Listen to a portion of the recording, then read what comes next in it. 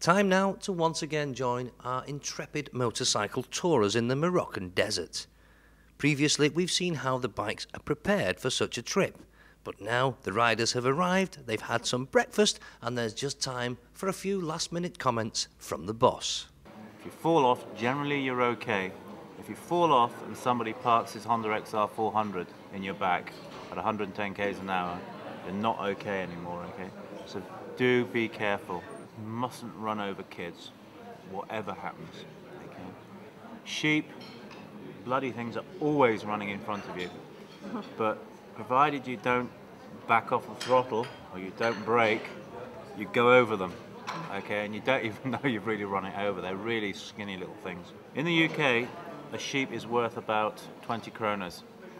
Out here, a sheep is worth about 12,000 kronas, okay? If you run over a sheep and you fall off so the guy can catch you, or you stop, you're going to be down about 12,000 kronas. Whatever you do not hit a kid, okay? Whatever you've got to do to miss a kid, miss a kid. You do not hit a kid, okay? You're in deep shit if you hit a kid. There's two things we don't allow. One is a burnout. Everybody know what a burnout is. Sit on your bike, gas it, just burn the tyre. Absolutely no skill in that at all. I can do a burnout, I can do a donut, and the only thing it does is burn, destroy your tyre. After those few words of wisdom from John, there's just time to get kitted up into some of the most high-tech, sophisticated off-road motorcycle clothing you're ever likely to see. But perhaps you're wondering what kind of person takes on a journey of this proportion.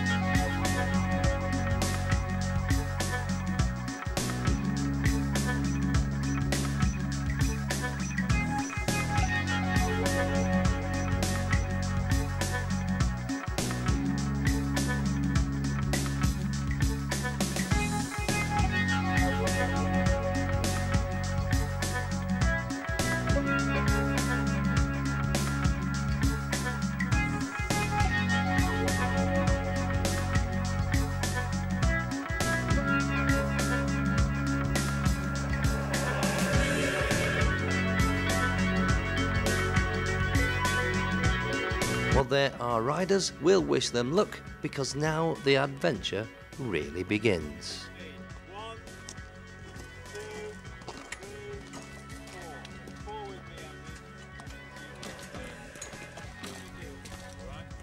We all set off together off-road and we see what happens, how it separates, okay? As I said, generally Swedes, Norwegians, Finns, people like that have proved to be on average better than the Brits, okay? Generally. So the group will probably split into two. We'll have a fast group and a slow group. The guys will split with the groups, okay? So we'll have a fast group, have a medium group, and anybody who wants to take it really easy, take photos, talk to the little kids, stuff like that, will go with the Jeep. Okay. But you have to remember that Jeep, we go like hell for about 45 minutes and we stop, and within 5 minutes the Jeep arrives. You think, Jesus, how the hell's that done it? Okay. The Jeep's just going all the time. The bike's constantly stopping. People want to smoke, people want to take a cigarette, people want to take a pee, whatever. The Jeep is generally never more than 5 minutes behind unless the road is very, very rocky. And tomato sauce, which is a known speciality.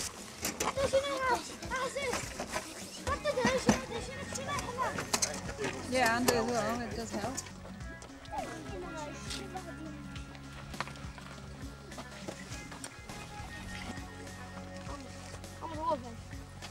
Very polite. like these ones, I tell you. Yeah. Goodness. Well, I see you. Glad you know. No, okay. Okay. Yeah, this one? No? Yes. Yeah? We normally set off at about 11. We try to make the first day fairly relaxed. We don't want anybody hurting themselves because they're very tired. But because we leave so late, the first about 67 k's is actually on road. We go from here, we go due east to a place called Skura, and from there we go off road. The first bit is about 6 k's rocky in the riverbed, but then it becomes fast winding trails until we get to Bulmain to Dades, really, which is about another 80 k's on from there.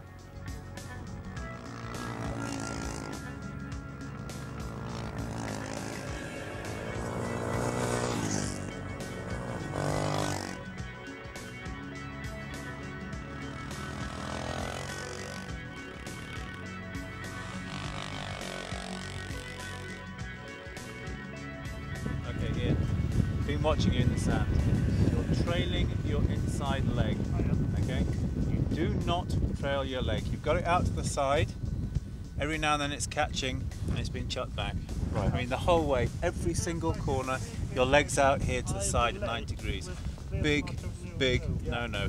It's not just a case of stick your leg out the side and hope it's going to be all right. It's your nuts up on the tank and your foot right forward with that front spindle, knees slightly bent, okay? And it's not touching the ground.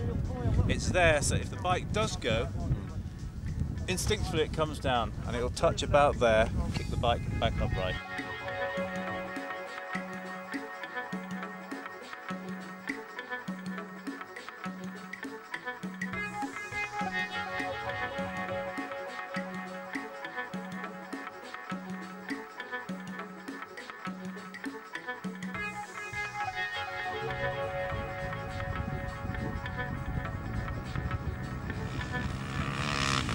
At Bulmain we can fill up with fuel again and we set off up into Jebel Sarum Mountains, which is south of the High Atlas. We do a big, about 98-kilometre loop, again on very nice winding trails, open corners, through lots of villages, into Tinahir,